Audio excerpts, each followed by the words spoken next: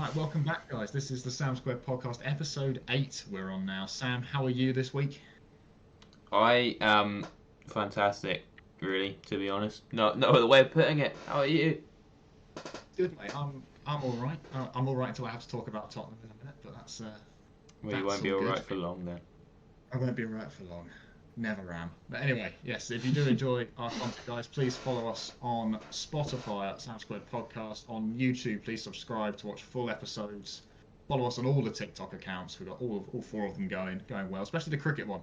So someone's doing a really good job on that one. Who's that? Right, anyway, shall we start with, well, for me, the elephant in the room. I don't see it. Okay, sorry, it's not a bad joke. Tottenham Hotspur, yeah. Tottenham Hotspur. What's up? What's up with those little neeks? Little neeks. Well, yeah, that's generous, I think. We are awful in every sense of the word.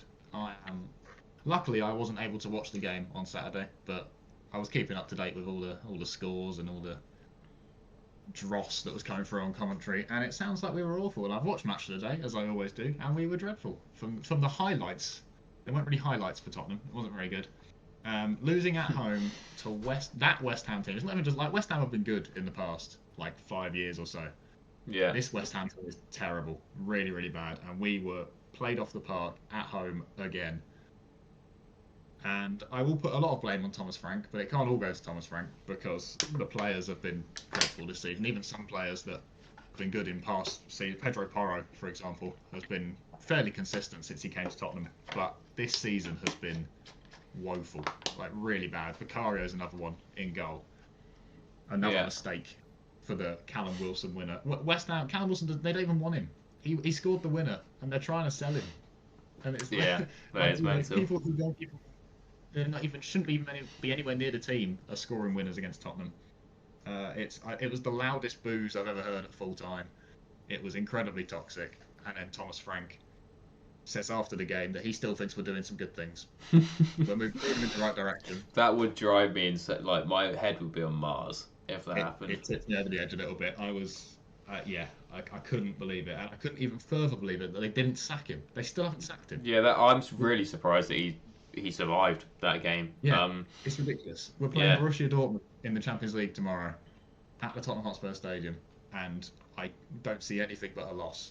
And if they don't sack him after that, what are we doing? It really does annoy me because I'm all for backing a manager, and it's the same sort of situation with Man United. It's like you have to stick with someone eventually. This guy's not the right guy. We can't put all our eggs in the Thomas Frank basket. It's not right. Yeah, well, he gives me serious Graham Potter vibes, like with some of the quotes as well, where it's just like, I know you're trying to be positive, but when it's going bad, there's nothing that like angers you more. So we've just got battered at the weekend. Graham Potter going, oh yeah, but we're gonna win the fucking Champions League. No, we're not. No, not. If Thomas Frank came out, if Thomas Frank on Tuesday, if we beat Borussia Dortmund somehow tomorrow, and Thomas Frank then says, "Oh yeah, well we're just gonna concentrate on the Champions League," I will lose it. I will absolutely lose it. I can't. It's bad. I'm almost wishing that we lose so they can sack him. I don't want us to win because then we get him out quicker. That's how bad it is. It is awful. I posted a video on the football account about the differing opinions after the game from Christian Romero and Thomas Frank. Christian Romero said this is a disaster. It was a disaster. He didn't interview in English. Anyone who knows Christian Romero, he doesn't speak a lot of English. He came out after the game and spoke in English and said this is a disaster. That's how bad it is. And it's in his presser going, oh, if you look at second half, we were quite good. Yeah, it is. It is crazy. And he's making the wrong decisions. That's what it is. It's that I've got no faith that he's going to turn it around. And Ange had his flaws last year, obviously, but he knew what to say. He knew the right things to say. He knew how to motivate people. Whereas Thomas Frank is just going, well, we tried. We'll go again next week. Yeah. Well, sticking with the whole Tottenham theme, I've got a little game for you. Little keep or sell. So I've got about 10 Tottenham players here that I'm going to list off, and you're going to say simply whether you want to keep them at the club or sell them. And I mean, I imagine some of these might all be gone. Anyway, up first, we've got Vicario. Recently, I'm going to sell. I think last year, at times, he was still quite good. He got injured against Man City when we beat them 4-0 somehow at the Etihad. We beat them 4-0, and he got injured and then missed maybe like 3 or 4 months. And since he's come back from that, he's not been good at all. He flaps at every corner that comes in, every cross that comes in. He's just nowhere near it. I don't know how Kinski's not been given a chance, at least. Oh, we're not even looking at a goalkeeper in the transfer market. It's just, yeah, I would sell Vicario. Okay. Next is Richarlison. Oh, Richard. It's really difficult because, like, he is not great. Like, let's be honest. But somehow, slightly generous. Somehow he always scores goals. He is like when he's fit, he will always score goals. He is good at scoring goals. He's the best player in the world at scoring absolutely meaningless goals in games that you've already lost. He really is. He is so good at scoring just useless goals and then still celebrating like we've won the league. Taking the top off. Oh wait, it's been disallowed again. Yeah, that's happened twice. He's done that twice. I feel like I feel like that's happened before as well. Like maybe at Everton. It's just keep your top on. Probably, yeah. He just does it. Yeah. If Richarlison takes his shirt off, you know it's bad times. Yeah. It is really. I think I would sell Richarlison, but I don't know. But yeah, sell Richarlison. Okay. Destiny, your doggy. Keep a doggy. Gotta keep a doggy. He's very injury prone, but when he's fit, he's very, very good. We still haven't announced that we're signing another left back, Souza from Brazil, who I know nothing about. He was spotted at the stadium on Saturday, and we've still not announced him. But he's a left back. He's very highly rated apparently. But I mean, a 22-year-old injury prone left back and a 19-year-old Brazilian who probably doesn't speak a word of English being your left back options. I don't see anything wrong with that. But I would keep Udogie. When fit, he's very good. Okay, I think it's going to be the same answer for this guy, Jed Spence. Yeah, keep Jed Spence. That purple patch he had last year was incredible. Return the Jedi. Welcome to the Jed Spence Penitentiary. Oh, brilliant! What a time to be alive. Christian Romero. If he wants to stay, then keep. But if he wants to leave, then I have no, we don't want to hold him hostage. He's far too good for us. But keep. Yeah. Okay. Well, yeah. I don't know why I put him there as an obvious one, but Rodrigo Bentancur. I would probably sell Bentancur.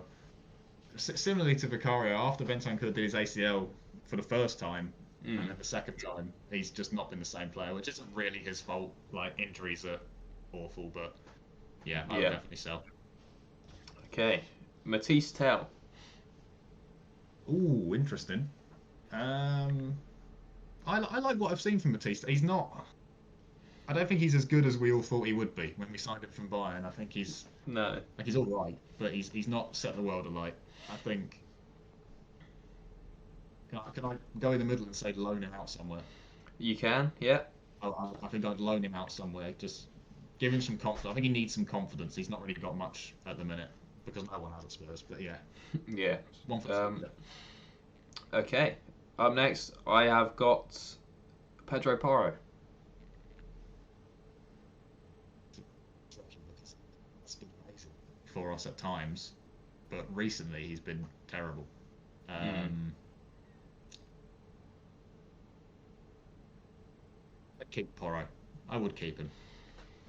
Okay, 2 left.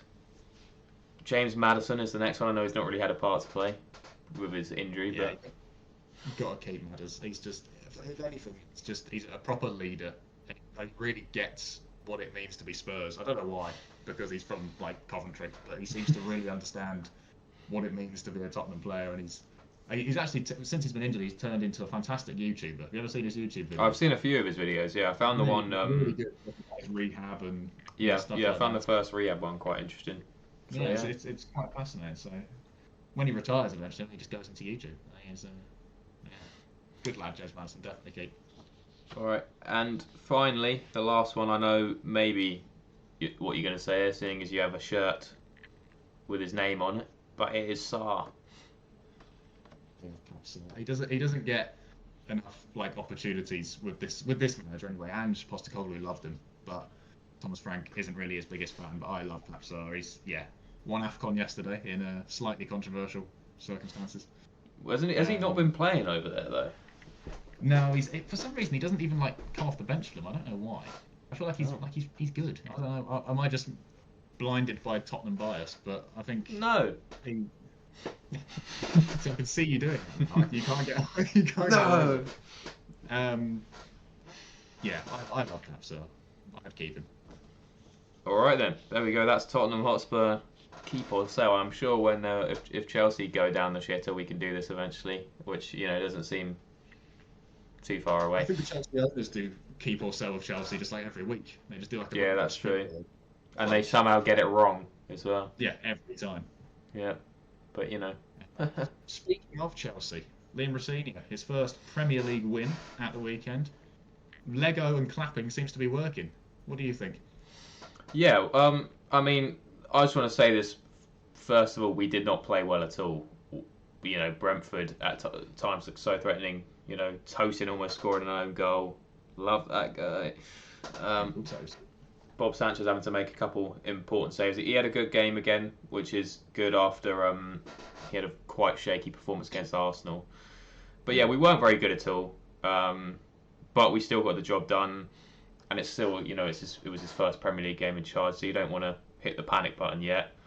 And yeah, winning a clean sheet in a game that we didn't play well in at all is something that you can spin positively. So yeah, good start. I like what he says. He's been slightly memed since he's come in. Man and age. That's my favourite clip. Yeah. Aging men. I think he's very. I don't know. There's something cringe about him, but I quite like him. I can't really explain it. I think he just seems a good lad. He doesn't take himself And the thing is as well, the Lego story is complete bullshit, but people just believe it. He made a joke about it in his press conference, and it's saying I don't know where that came from. So people just believe it. They're just making up stuff about him, and they're just believing it. He just doesn't take himself too seriously. I think he's just enjoying it. This is the job of his life. He's enjoying it, and rightly so. Are you confident after 3 games he's had in charge now? Are you enjoying the football he's playing? Are you excited? What's the overall feeling? I don't know. I mean, obviously the first one was in the FA Cup, so I thought the football we played in the second half was brilliant, but it was against Championship opposition. Arsenal, the way we started, we were shocking at the start. Kept on trying to play out from the back. Bob Sanchez so shaky, but then you can spin it positively where that was a game where we should have lost by more than 2 goals, but we're still only 1 goal behind. But I mean, that wasn't. And I'll be honest, it hasn't been convincing so far. But it's his first few games. There's been moments where I've thought that looked good, but ultimately, first half of the FA Cup game didn't play especially well. It was quite slow. A majority of the Arsenal game, we were pretty rubbish. They were all over us, and we didn't play well against Brentford. So, but I'm not saying that's it's not going to work out and it's not going to change. It's still very early on, but yeah, we'll see. So, potentially masking how bad performances have been. Because like you said, you're only 1 goal behind Arsenal in the League Cup, but having watched that game, there's no way Chelsea should have scored twice. Especially Garnacho. But I think obviously Charlton. It's good you beat Charlton because a cup upset could have happened, but in the Brentford game again, you can't have a clean sheet against a team who notoriously do quite well at Stamford Bridge. So there are positives. It's just the performances aren't there yet. So if you can keep the good results with a good performance, then maybe he'll take you all the way. Who knows?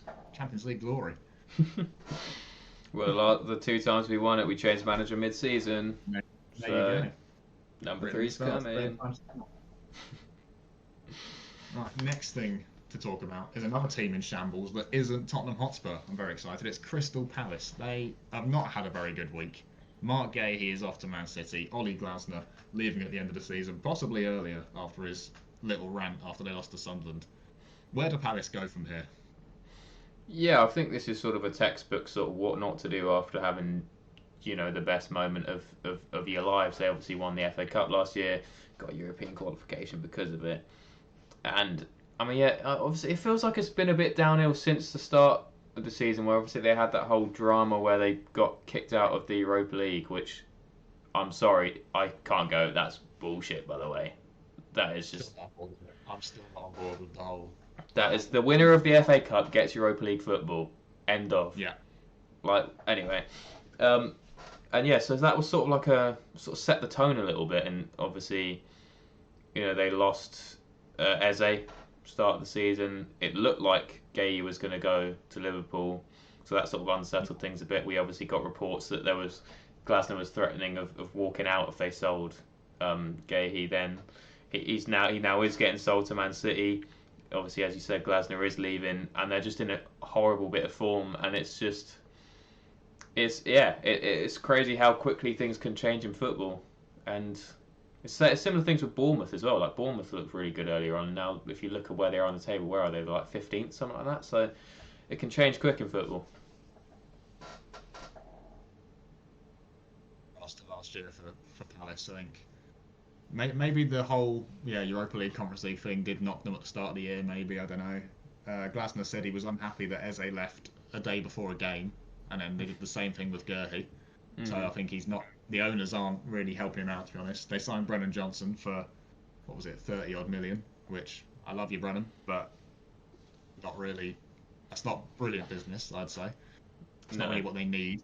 I think, Gurhey was always going to leave, and I think he was kind of almost playing like that in the recent weeks. It's kind of like he knows he's off. He's not going to put in his absolute hardest. Adam Warson's been a bit iffy recently as well, which I find a bit weird. But all these players Mateta's possibly leaving, all these players that are possibly going to leave are seemingly slowing down a little bit. Maybe, and to be fair, they will be exhausted from the amount of games they've had to play. They're not used to it, these players. But yeah, there's just a sense of everyone's just kind of stopped. Like they're from such a high in the summer, they've all kind of gone, well, that's it. We've peaked now at this club. Let's all move on. Yeah. And I feel like Palace are kind of, as wrong as that is, I think everyone's kind of like, well, that's Palace's peak now. You've won a trophy. What more can you expect? We're all going off and do better things now. Yeah. So I don't worry for Palace in a sense of like I don't think like next year they won't go down or anything. Like they'll still be okay. They'll be fine. But I think the recruitment in the summer needs to be really good. Who they get in as managers is really interesting. I have no idea who they're going to get. But I mean, like who's even out there? Roy Hodgson again? That would be unbelievable. I really don't know. I've seen because everyone talks about who's Man United going to get, who would Tottenham get if they sack Thomas Frank, but Palace, like who is that? Like Southgate? I know he used to play for them. Like, is that the kind of thing he'd do? Like, I don't. Or do they get someone who, like Ruben Amorim plays a fairly similar system to Oliver Glasner? Do they go and get Ruben Amorim because they've got the players for the system? Yeah, I don't know. I don't think they would go for somebody like Southgate. I think they'd probably want to go on the maybe younger side. I mean, I know he's not that old, but still. It's an interesting one because everyone, as you say, talking about Man United, a club in the position that Crystal Palace are, where they've had a high recently, they're sort of faltering a little bit. Who would want to go there? Who would they want to go and get? We'll have to see how it plays out.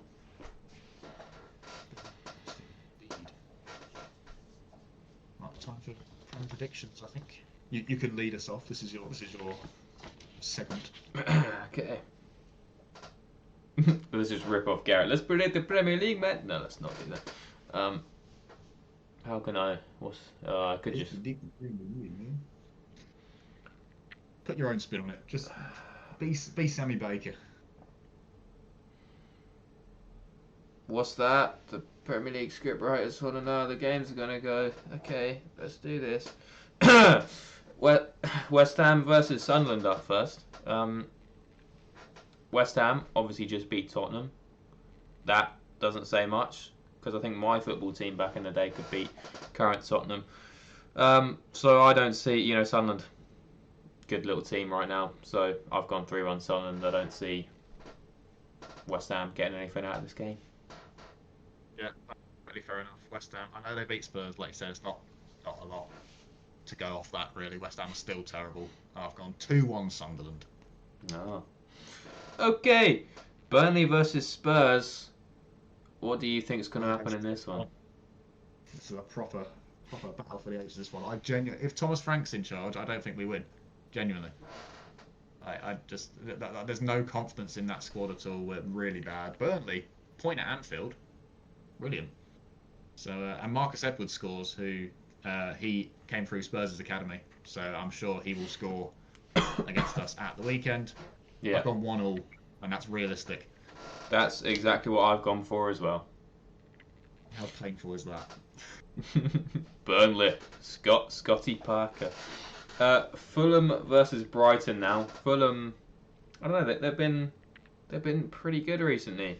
Brighton, they're just kind of, yeah, you know, they're Brighton. They're Brighton, a bit bland really. No offense to Eagles. So I've gone for a 2-1 Fulham win. Because I don't know. I've also gone for a Fulham win, but I see this being an exciting game. I don't know why. I've gone 3-2. 3-2 Fulham. Well, yeah, it could do. Also, bring up Brighton. What the hell's happened to Solly March? Does he exist anymore? Yeah. What happened to him? He got injured many years ago, but I can't remember. He's just not been back. Yeah. Is he still at Brighton? Is that... He's still there. Yeah. Just about. Yeah. That's a very good question. Where is Solly March? Does anybody have can we do a welfare check on him or something? Is he alright? Yeah, genuinely, this is concerning. Where is Solly March? Oh. Yeah. Anyway, let's forget about Solly March now and move on to Man City versus Wolves. Now, obviously, City have been faltering a little bit recently, and Wolves, they've had the best form they've had in ages. So, for that reason, I've just thought I'm going to entertain here a little bit, and I've actually gone for a 2-2 draw because City will just be so depressed, oh, we lost to United, how can we... and then Wolves would be like, we're the best. We're Wolves. And we're going to... I was going to, but then I thought that might be the worst possible thing ever created on the internet. Yeah. I can't do that. That's a good choice, I think. I've gone purely out of I need someone to stop Arsenal win the league. Can't have it. How did Arsenal draw with Nottingham Forest and come out better than they went in? This is... I can't be having it. So I've gone 4-1 City. Yeah, well, I've the way I'm dealing with it right now is I've almost accepted that Arsenal have won the league at this point, so anything that happens is a bonus if they don't. Enough. Right, Bournemouth versus Liverpool. This screams like it could be a bit of an exciting game. Two teams with a pretty rubbish defenses. Oh my God, American! Sorry, wearing an NFL shirt. I'm stuck in NFL mode from last night. Pretty rubbish defences. Jesus. Recently. So, let's just move on from that. I've actually gone for a 3-2 Liverpool win because I think, Bournemouth are a little bit stinky at the minute. But so are Liverpool. So it's going to be close, but they're still going to win. I've gone that similar kind of route. I think it'll be... They're both a bit naff at the minute, so I think it'll be quite boring. I've gone 1-0 Liverpool. Florian Wirtz is starting to come good, though. He is. That's good for him. Only took him 6 months. 25 million, yeah. Whatever it was, I can't remember how much it was. Too much money, but good for him. 1-0 Liverpool. All right, Brentford versus Forest now. Forest, Sean Dyche, they don't seem to be working too well. Oh my God, there's a pigeon eating some berries outside, and he's bending in a way. He's balancing on the bush. And he's like, right. That is fascinating. Oh, he's just fallen. Oh no. Oh, I think he's fine. Anyway, sorry. It's fine. Brentford versus Nottingham Forest. Yeah, Forest, bit rubbish. Brentford, obviously we beat them, but they have been having a very good season. So I've gone for a 4-1 battering for Brentford. Ooh. Nice. I've gone 3-1 to Brentford. Coyote. Michael. That's all we need to say. Michael, how are you? Keith Andrews. Well. How long can I sit in a football stadium with no shirt on? I read a report that Liverpool are interested in signing Michael Coyote. No way. So what are we going to do about Brentford? We've got this Brentford love in at the minute. Well, no, it's purely because of Michael Coyote. I don't love Brentford. I love Michael Coyote. I'm not going to love in Liverpool. Like we can't suddenly turn into a Liverpool fan. No. Hey, if possible, I don't know. I'm not going to be supporting Liverpool regardless. I'm going to be supporting Michael Coyote. If Liverpool are playing, I want Michael Coyote to score a hat-trick or something. But I want them to lose 4-3. Don't ever get that mistake. So that's beautifully said, Sam. That is well said. Thank you. Palace versus Chelsea now. I think it's going to be a tight one. Palace a bit rubbish right now, but we are a bit up in the air as well. So I've gone for a 2-1 Chelsea win. I think we will get the 3 points, but it's going to not be very comfortable. I have also gone for a 2-1 Chelsea win. I think Palace, they're just imploding at the minute. So I think this is a good time to play Palace. So I think Rossini will keep his winning streak going. Good stuff. Right, Newcastle Villa now. Good game. Two. So I mean, Newcastle probably been underperforming a bit this year, but still a good little side. And Villa, obviously, they lost yesterday, which is annoying. They weren't great either. They were no, they weren't. They're every time you sort of think that they're ready to take this sort of next step up and maybe even push Arsenal a bit further, a game like that happens. So Villa are obviously the better of the two sides at the minute. So for that reason, I've gone for a 1-0 Villa win. Ooh, interesting. I've gone for 2-2. I think it'll be a end-to-end exciting encounter. St James's Park, they usually provide great football at St James's Park, so I'm going to go 2-2. St James's Park. Everyone's get that reference. Never thought I'd be doing a Marcel Desailly impression on a podcast. It was very good. Anyway. It was like he was here. Yeah. Next up, we got probably the game of the weekend, really. Arsenal versus Manchester United. Man United off the high of winning the Manchester derby in Michael Carrick's first game back in charge. So, yeah, I mean, at the end of the day, I think people need to calm down a little bit because I still just look at their squad and don't rate it at all. Yeah. And Arsenal, Diogo Dalot is still there. Yeah. How is he still there? Yeah, exactly. It's almost 10 years. That's ridiculous. That is mental, yeah. And Arsenal obviously flying high at the top of the table, and I think, to be honest, they're just going to swat United aside. I think it's going to be a 3-1, fairly comfortable win, and they're going to extend their gap. See, I can't disagree with you, but I am going to disagree with you because I don't want Arsenal to win the league. So I've gone 1-1. Come on, United. United. Okay. One last game, Everton versus Leeds. Leeds. Sorry. And yeah, don't know what that was, but we'll roll with it. Monday Night Football, right. Everton Leeds. Mm-hmm. Just screams 2-2 draw, doesn't it? Really, in my head. In my head, it screams 1-1 draw. I feel like it's Yeah. Dominic Calvert-Lewin will score for Leeds though. Probably, yeah. And celebrate. Take the top off. Yeah. Kiss the Leeds badge. Yeah. Yeah. Make sure he washes his mouth afterwards. Anyway, you'll get diseased. I think that's football done now. I think that is football done. So if everyone get the football, what can they do, Sam? Get out of here. Yes. Well said. Yeah. Unless you don't want to. Unless that maybe you're more than welcome to say we like you. We love you all. We really appreciate the support. Well, we love you. I don't even know you. I don't rate you that much actually. Okay. Well, there we go. We find you adequate. I don't see you as people, listeners.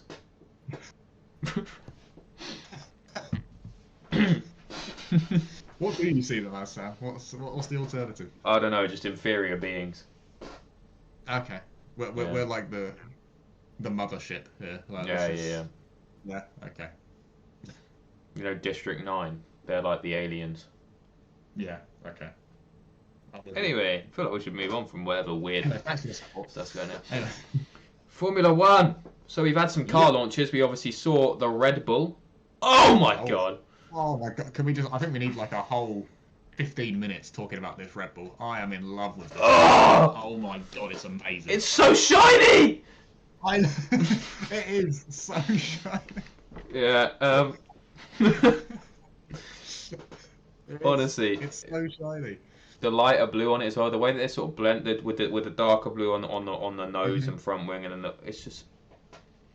I'm whipping out the Trump mannerisms because we've been in recent years of good-looking Formula One cars. They've all looked so boring, and now there's a little bit of like glisten on a Red Bull. You know what? Getting so giddy over it. I've always seen My Strange Addictions and thought that guy who was in a relationship with his car was weird, but now I slightly understand. Okay, Sam, that's a bit far. Potentially, maybe not. The Red Bull is very, very good. It gives me serious like Sebastian Vettel vibes. Early 2010s. It's just beautiful. Yeah, and obviously we also had the RB as well, which is good. Not much change, bit more black on it, I like it, but I just think it was always going to be outshone by the Red Bull. The shininess. Obviously, on the day of recording, we just got the Haas as well. It's pretty similar, but then they've also gone for the slightly more glossy look. I hope this is a trend that other teams follow, because I like a glossy car. I like a shiny car. Imagine that under the lights. Oh, beautiful. Yes, I do agree. The Haas, I like the Haas. I think you can tell there's a little bit of Toyota vibes going on. Obviously, they've got the TGR sponsor in now. I like it. I really like it. They're free. Yep. F1 this year is free for free with cars. We're doing great. Audi, please don't let us down. I'm so excited for Audi tomorrow. Oh, I'm shaking. If it doesn't look good, I'm gonna be so upset because I'm so hyped. If it doesn't look good, win the World Championship. If it doesn't look good, I will kill myself. Let's not know. Okay. Oh, okay. Sorry. I thought I'd just add a bit more pressure. A bit more pressure. Are you listening, Audi bosses? Yeah. Are you listening when it's already out? So I might already be dead at this point. This is the last ever episode. What happened to it? Oh yeah, the Audi wasn't good. Don't ask questions. I'm hoping it's good. I'm really hoping it's good. All right. Well, yeah. I hope so too. I've got a little quiz for you. Right. It is Formula One. Who said what? So I've got some quotes. Some of them, most of them are actually quite easy. I just find them quite funny, some of them. And basically, I'm going to read you the quote, and you've got to guess who said it.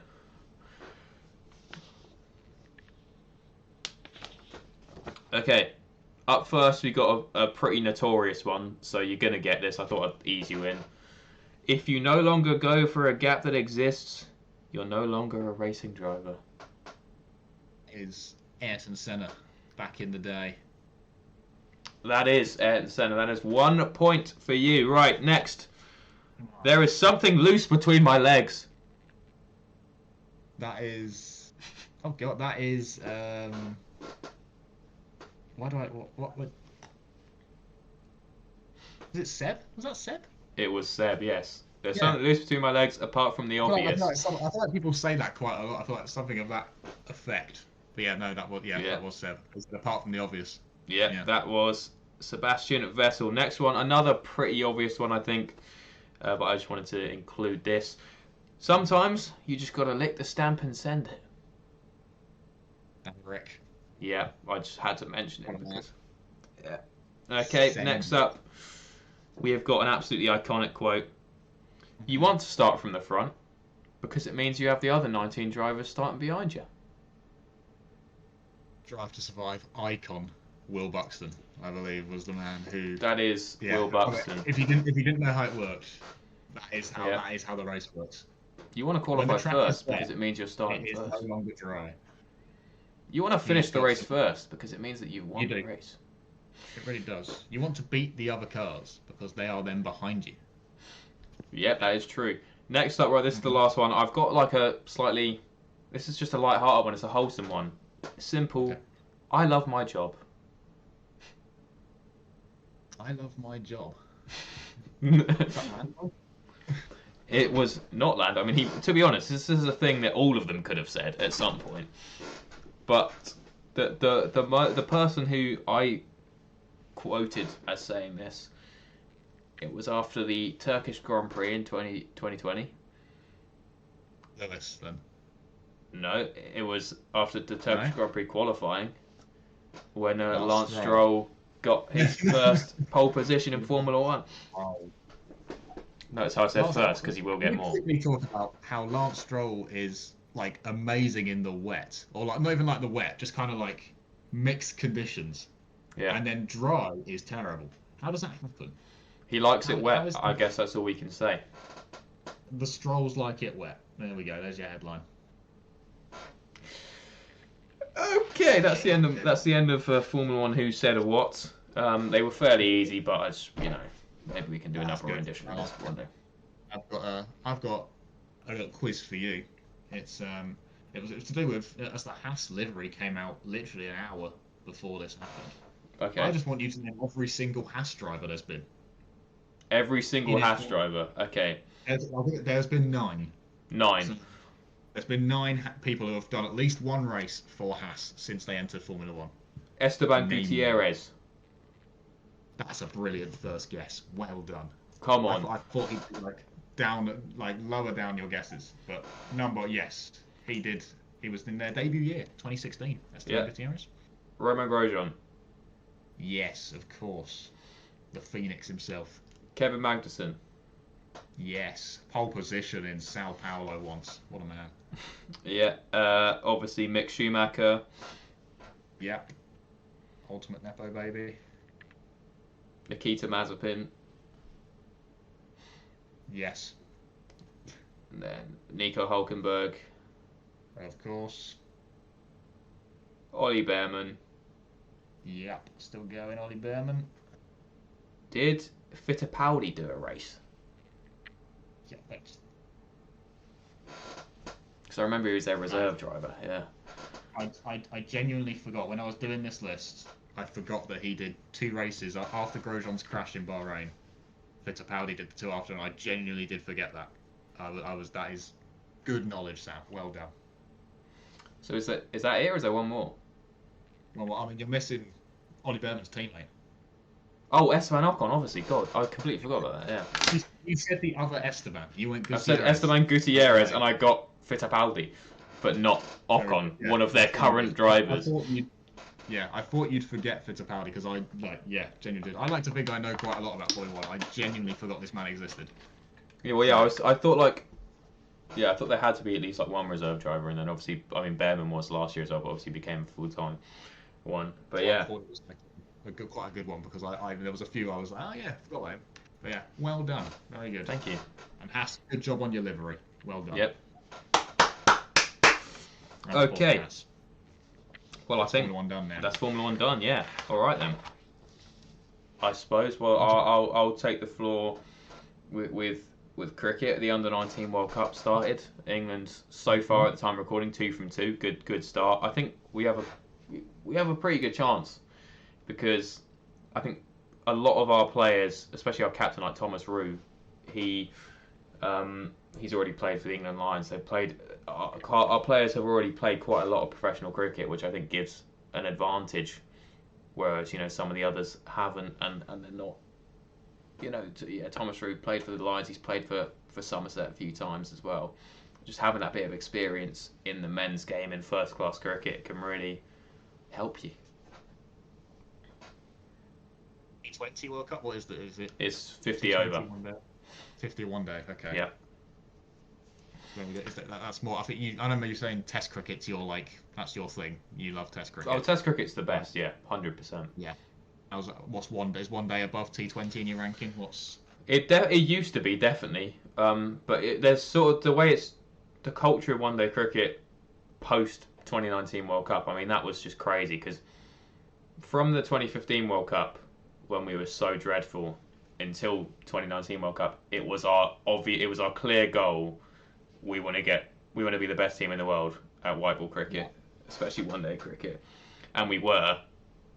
And we won the World Cup, we completed our goal, and then we sort of gave up on it, really. And with the introduction of the 100 as well, that's completely killed the 50 over competition in England for the counties. Like, you just get reserve players and younger players playing in that. So it feels like 50 over cricket. I care about it less because it feels like England care about it less. So why should I care about it? So yeah, he always used to be second, but right now, probably I wouldn't pick T20 ahead of it. Yeah. Yeah, that's fair. Because I just asked because like when I think of cricket, I think of the Ashes and I think of the One Day World Cup, like from 2019. That's one of my earliest like cricket because I've never really watched cricket growing up. I remember the Australia cheating with Warner and Smith and Bancroft. I remember Cam Bancroft, yeah. Cam Bancroft, poor Cam Bancroft. We saw you cry on the telly. Yeah, exactly, brilliant. And then after that super over against New Zealand. Yeah. Might be the best sporting moment I've ever seen. It was incredible. It was that summer was just brilliant. It was the same year as the Ashes, wasn't it? Yeah, and that was the same year as Headingley. That Ben Stokes in it. It was just ridiculous. Yeah. What a time to be alive. I can't believe that this summer that will be 7 years ago. Honestly, it feels like that yesterday. I remember it so vividly. Yeah. It was also the summer that Chelsea won the Europa League 4-1 against Arsenal in the final. So that was a good. Tottenham got to the Champions League final and lost. 2019. Yeah, but we got there, mate. Right? That's just like, come on, it's us. It's little old Tottenham. Okay. I'll let that slide. We got there. I remember because for the Super, correct me if I'm wrong, but they got to choose who bowled, right? So they chose Jofra Archer to bowl to New Zealand. Am I right? Yeah. And I remember thinking because he was like fairly new at the time, right? He was kind of he was fairly new to the England team, experienced bowlers. And they gave it to Jofra Archer, and everyone was like, "Oh wow, they really trust this guy. This is the biggest moment, he'll ever probably face." And they gave it to him, and then he did bowl wide the first ball. He bowled a wide the first ball, yeah. And then I was kind of like, "Oh god, what have they done? the chance to win a home World Cup, and they've given it to this poor kid who's clearly nervous." But then after that, we all know. What happened. Well, fun little story. I've actually played Fortnite with Jofra Archer, and Yeah. Wow. How did it go? Obviously, I was a little child at this stage. Little. I was 13. Is that the right? That is the right maths. And I saw that he put he showed that he was playing Xbox on his Instagram story, and I saw his gamer tag. So I thought, well, I'm gonna add him as a friend. Obviously, he was in Fortnite. His lobby was open. I joined him, and I played a game of Fortnite with Jofra Archer. That's something to tell the grandkids, isn't it? Yeah. Very cool. Do you remember how the game went? It didn't go very well, and I'm absolutely heartbroken because somebody else joined, and he went basically. He wanted to have us in a rotation basis. It's like, oh, there's a way that you can sit out of a game. It's like, oh, you sit out the next game, and then you can come back in after. I accidentally left, and then I couldn't join back. Wow, that's heartbreaking. But for a brief moment, you were there. I robbed myself of a full evening of Jofra Archer gameplay, but I still had one. So that was one more than me. So there you go. Yeah, one more than a lot of people. You're living a life. Yes, I've that got is true. Cricket quiz for you. I don't know. I mean, I believe the Big Bash is on right now. I've seen some things. It is, yes. In Australia, the Big Bash. Are you interested in the Big Bash? I love a bit of the Big Bash. I love the vibes of it. In the morning, waking up, Big Bash game on. I like the vibe of Australian cricket, to be honest, where it's winter, it's cold outside, and you can just watch some cricket. I don't know. I like it. I like the Big Bash a lot. Yeah. Okay, cool. So I have got down here the last 10 winners of the Big Bash. I want you to name them for me. Last 10 winners. Okay, so we had the Hobart Hurricanes won it last year. They did. Why is my mind going blank already? Hobart Hurricanes. The Scorchers have won it fairly recently. I mean, they're on it a couple of times. So what years do you think they won? Did they win it the year before? Or hang on, I don't know.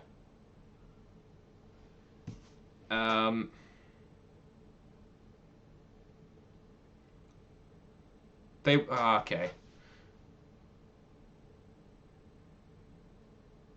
So Hobart. Who won it before Hobart? I'm gonna take a guess at Perth. They didn't win 2024. They didn't. It wasn't the Heat, was it? Because I was close to saying them. It was the Heat in 2024. The Brisbane Heat. Okay, yeah. I like the Brisbane Heat. They're probably my favourite team. I don't know. Not that I don't really have one especially, but I don't know. I always root for them. I can't remember. I didn't know any of these teams before I looked them up yesterday. Okay, so. I'm gonna go for the Scorchers next, surely, because they won it. They won 2023. Yeah. Yeah. Okay. 2022. Did they win it again that year, 2022? They did. Okay. Scorchers. Great team name, by the way. Love that. Yeah. Scorchers. It is a good name, isn't it? I feel like they. 2021. This is James Vince and the Sydney Sixers time, sort of, maybe. Yes. I'll go for the Sixers. It was the Sydney Sixers. Well done. Okay. The year before that, 2020. 2020.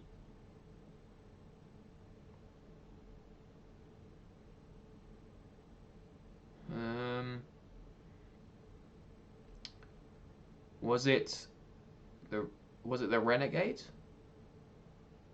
It was not the Renegades. It was the Sydney Sixers again. Back to back. Okay. 2019. I am going to guess the Renegades again because I feel like they did win it around this time, and I may have been off by a year. Okay, good. 2018. 2018. See, this is when I was properly watching it religiously as well, so I should know this.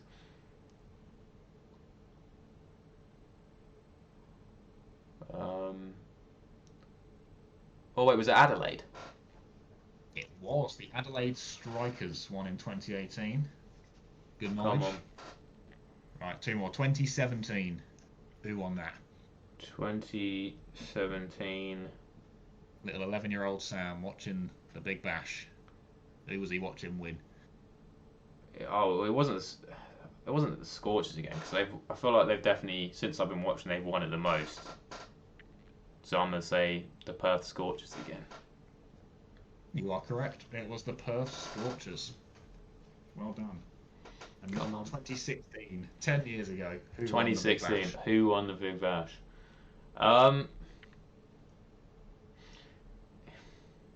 You see, the only reason why I know this is because I think I saw a post saying 10 years ago the Sydney Thunder won. It was the Sydney Thunder. I wouldn't have got that if I hadn't seen that. I don't think. I mean, you had to see that post, so very good. So you got 8 out of 10, which is pretty good. Honestly, I don't know how. Pretty damn good. Just freestyling, I guess. You almost said the Brisbane Heat, but you talked yourself out of it. Yeah, I almost said the Brisbane Heat. Very good, mate. I'm actually annoyed myself about that, but Yeah. Is there any more cricket chat to do? You got? I don't think so. Nothing else, no. So if you like cricket, off you go. Sam will see you over on Sam2 Cricket. Yes, I will. Helmet chat and cricket app chat. I enjoyed that one. The New Balance spats, they were very nice.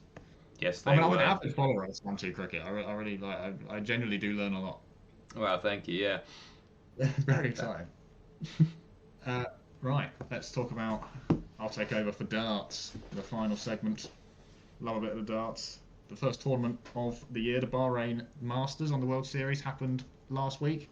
Michael van Gerwen won. I saw Is he that. back? Yeah. Probably not. He played. It's the best I've seen him play in about 18 months. Which is growing up. Van Gerwen was darts. Phil Taylor is just recently retiring. Van Gerwen's coming in. He was winning absolutely everything. And last sort of 18, 24 months, he's not been very good. ever since he lost that world final to Michael Smith, he's kind of been a bit naff. By his standards, he's still number 4 in the world. Like he's not bad, but by his standards. But yeah, he played really, really well in Bahrain. Hopefully he can carry it on. The Saudi Arabian Masters starts today, as we're filming this. First ever Saudi Arabian Masters, and there's a thing that the PDC are doing. They are offering $200,000 if you hit a 9-darter. It's not just if you hit a 9-darter, and then after that you then get 1 dart at the bullseye to double your prize. Wow. Not really sure why they're doing it. They're just flexing the money that they've got, I suppose. Really. Yeah. It's something new for Saudi Arabia, I guess. I mean, they do it in snooker as well, like a golden ball. I read about that. The Saudi Arabian snooker tournaments. So it is obviously a thing that the Saudis do. I don't think it's very necessary. It's a bit like needless. I mean, obviously you're gonna want to, like the players are gonna want to do it to get loads of money. True. Just feels like a bit of a gimmick, almost, a bit of a novelty. Like people who really watch darts and love darts all year round don't need things like this. It's a bit. No. Yeah. It's a bit like over the top. It's great for people who don't who only watch the World Championships, maybe watch the Premier League every now and then, because then it does make it more exciting. But for those of us who watch darts all year round, this is just a bit like we don't need this. Like stop pumping loads of money in where it's not needed. You could put it towards prize money, or put it towards new tournaments, or put it towards anything else. Bigger arenas for more fans. Whatever you want to do. Yeah, and it's unlikely it's going to happen because a 9-darter is very rare. It's not like they're not Littler hits them quite a lot, but they're not going to be hit every single week. So it's only a 2-day long tournament.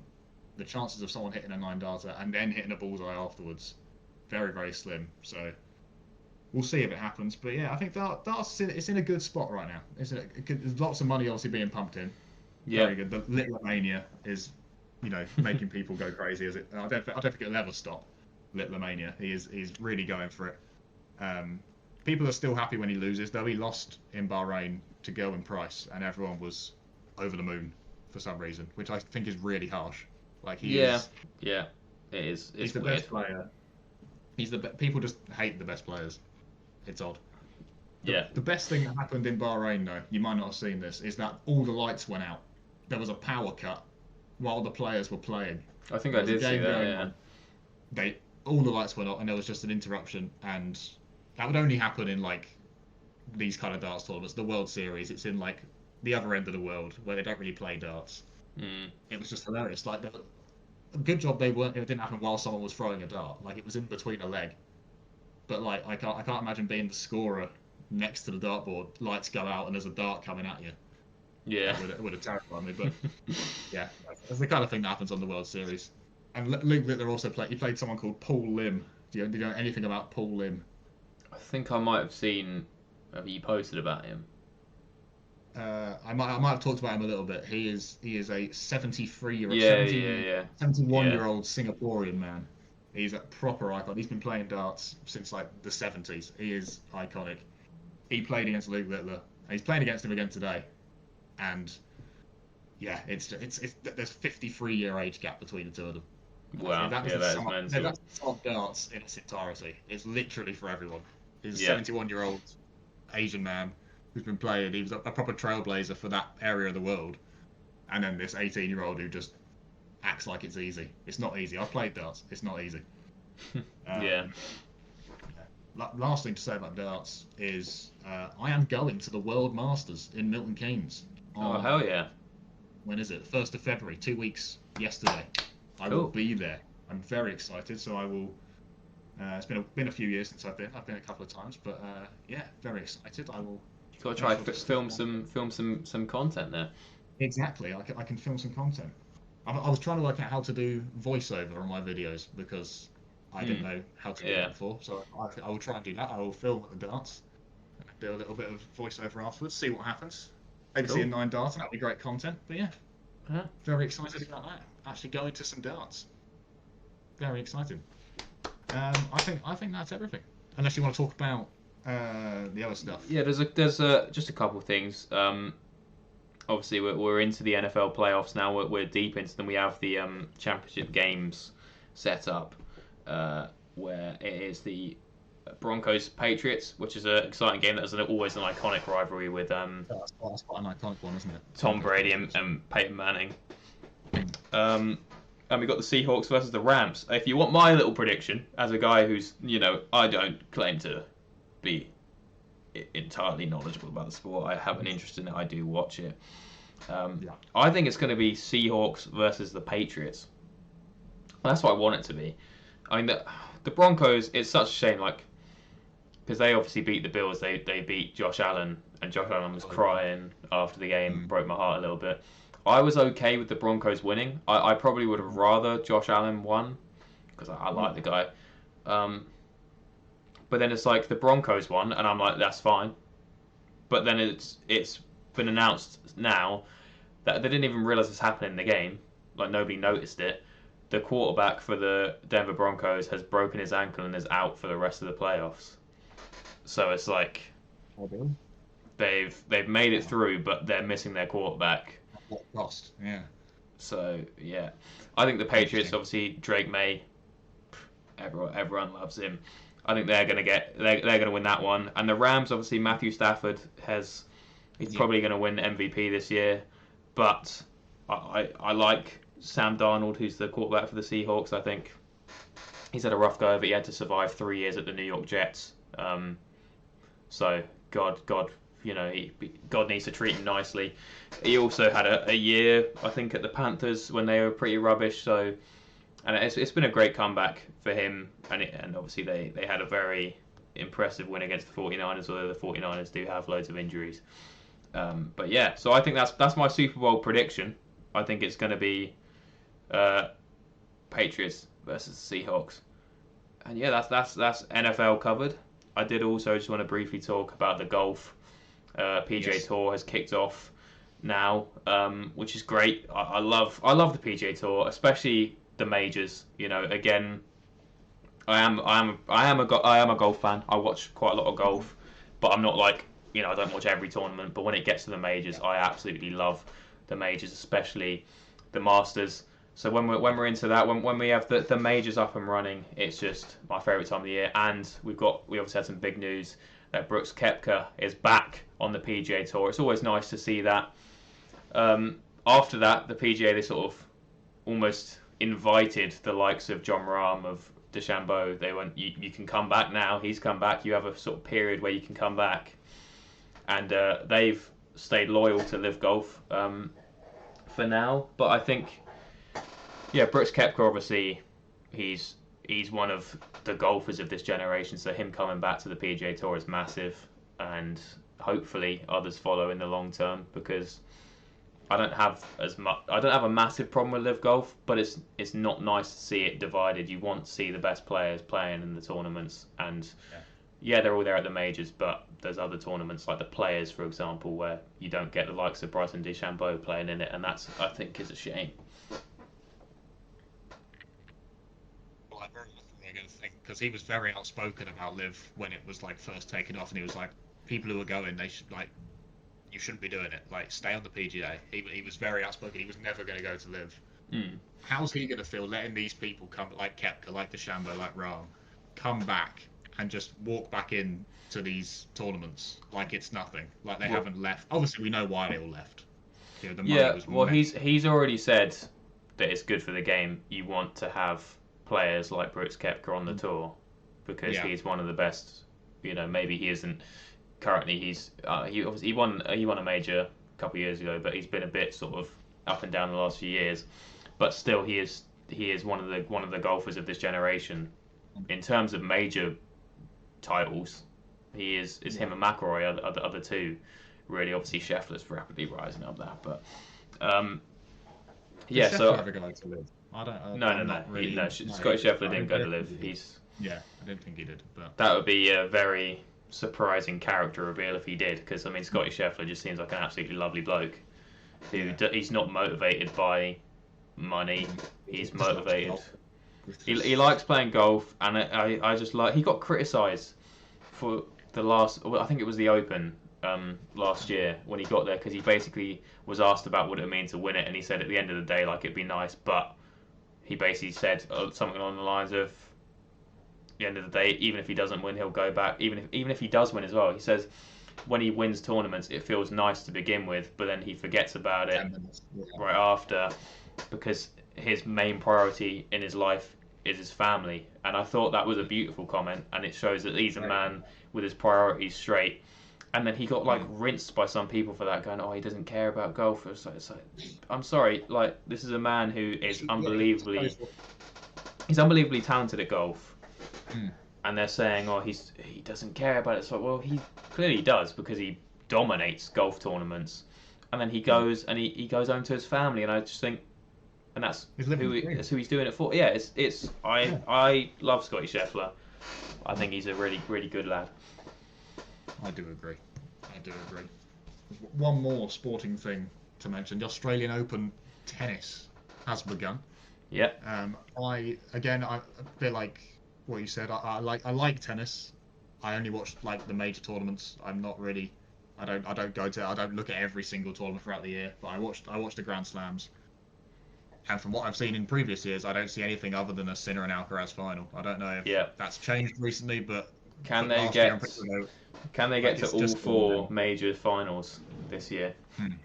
Yeah, probably. I think Sinner's the world number one, if I'm not mistaken. He seems to be winning all the time at the minute, even when Alcaraz is there. Apart from that, the French Open last year, I remember that.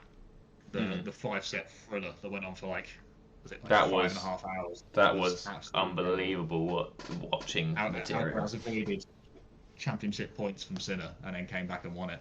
Yeah. Mental. Yeah. I imagine the Australian Open hardcore, probably Sinner's going to win. But we'll see. Maybe tennis will surprise us this year. But I don't see much other than Sinner and Alcaraz winning. Yeah, I don't even have a problem when it's them two in the final, because it's always just unbelievable tennis. Yeah. It's a bit like when it's like Nadal and Federer. Well, they had Djokovic as well, and Murray every now and then. But I think it's a bit like similar to darts. I would say like Littler and Humphreys tend to be in the finals of major tournaments, and people are like, "Oh, it's so boring," but they are the best. They always provide. It's always entertaining. Yeah, you're going to see the highest quality of the sport with them.